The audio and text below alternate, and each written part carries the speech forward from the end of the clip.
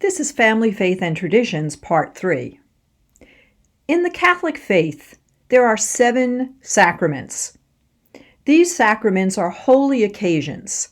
They mark different episodes in the life of an individual, starting from birth. And each of these 7 sacraments has an importance of its own. The 7 sacraments are baptism, confirmation, Eucharist, which is also called Holy Communion, penance, anointing of the sick, marriage, and holy orders. Holy orders refers to a gentleman, since it is still only men, becoming a priest in the Catholic faith. The 7 sacraments are actually divided into 3 categories: sacraments of initiation, sacraments of healing, and sacraments of service. Several of these sacraments include family celebrations. Most babies are baptized in a Roman Catholic ceremony. The parents choose a godmother and a godfather. Now you understand where that term comes from. Whose duty it is to ensure that the child is raised in a proper religious manner. Many people think that the godparents are the ones who will raise the child themselves if the birth parents are for some reason unable to do so. But such an arrangement is not legally binding. A family would still have to state in some legal document who would be the people who raise the child. If you look at these photographs, you see that the earlier photographs, especially the one in black and white, show a baptismal dress. Regardless of whether the baby is a boy or girl, this is the kind of outfit that's worn. Although the black and white photograph was taken probably 100 years ago, notice that the color photograph on the right, the large photograph, has an outfit that's very similar. And the process is very much the same, even though much time has passed. Historically, most Italians have been Roman Catholics, and immigrants have continued in that religious faith in the United States. However, early immigrants were not entirely comfortable in American Catholic churches, which were dominated by the Irish clergy. In cities in which Italians were concentrated, the immigrants gravitated toward predominantly Italian parishes, which tried to keep alive the language and culture.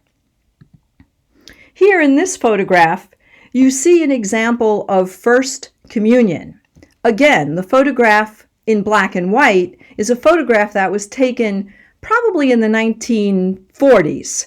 The photograph on the other side, which is in a book cover, Italians of Brooklyn, took place in about the 1970s. You'll notice again that the outfits are highly similar. White dress, veil, probably some kind of flowers in one hand. And here you have a very modern First Communion picture. And I'm sure that the family spent a lot of money on these photographs. The dresses, the headpieces, the flowers were all a challenge for families of immigrants who really could not afford such things. However, it was very important that you showed the community, you showed your neighbors that you could afford such things for your children.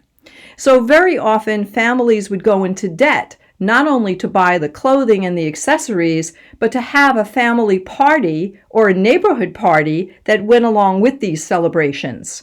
They were often very large parties.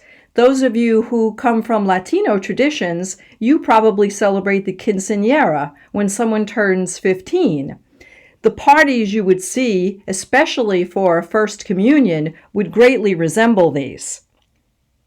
Although a majority of Italian Americans have remained Catholics, they do not occupy a place in the leadership of the American church that reflects their numbers even still. Some Italian American men and women entered the Catholic clergy and religious orders, but not in the same numbers as Irish Catholics have done.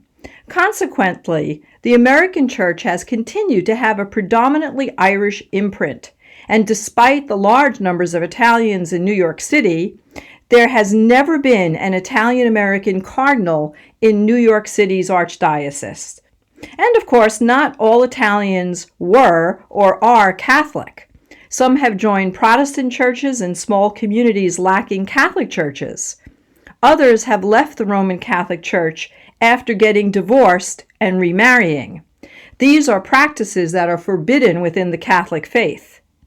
By the early 21st century, Italian Americans were prominent in a variety of Italian denominations.